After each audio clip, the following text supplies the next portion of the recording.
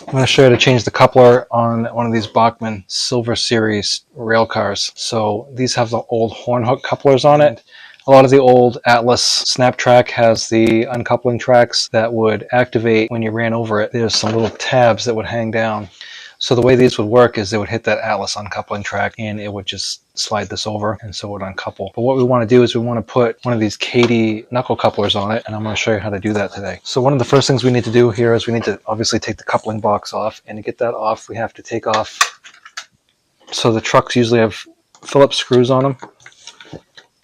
So you want to get yourself a little jeweler's screwdriver like this one. So it's got a slotted in Phillips end on it. And it's a jeweler's screwdriver, so you could hold it and turn the thing like this, which is what we do with these trains, is you just hold the top and take the screw out. Now, these screws are very hard to find if you drop them. So with that off, now we can remove the coupling box.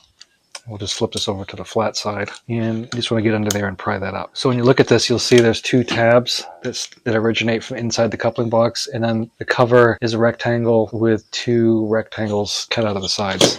So we'll pop that off, and just be careful you don't lose that either. And what you don't want to do is break the coupling box off, which is very easy to do if you use too much force. So you just want to kind of get underneath that edge and pop that up. And then remember, when you put the new one on, that you're going to put it on upside down. So you can see the coupling box, there's the little nub. This has the spring on it. So what we want to do is we want to get one of these Kadee couplers that's similar in size. This one. So here's our track in the back with our coupler height gauge.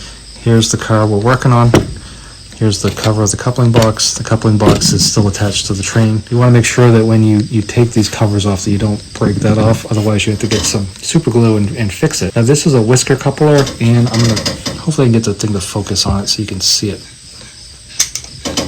Yeah, I think you can see that. You see the little hairs on the top and bottom of the hole? So those are your springs. Those are called the whisker couplers. The older ones came with a piece of metal you went in there that had separate springs, but these whisker couplers are the latest and greatest. So you go ahead and set this on like that. What's easier for me is if I just take a little bit of grease on first and put a puff on, and next thing I'll take a coupler, make sure you put it on upside down. And it's kind of like a little bit of gymnastics here, because you have to hold the coupler while you put the cover on, and you want to make sure it stays on the little nub, otherwise it won't work right.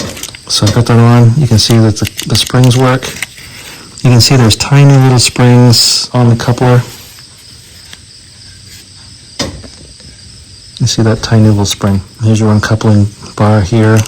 So these Kadee couplers are pretty much the cat's pajamas. First thing we did is we took the truck off, remove the screw, remove the truck, flathead screwdriver, a small one, take the cover off the coupling box, remove the horn hook coupler, shot of grease them, put the coupling box cover back on, and then we put the truck back on. So the next thing we're going to do is we're going to rail this. Here's our height gauge here. And then what should happen is this should connect. This fits right inside the tracks, so then we can take a look at that. And then we come up and take a look at the train, and you can see it's a perfect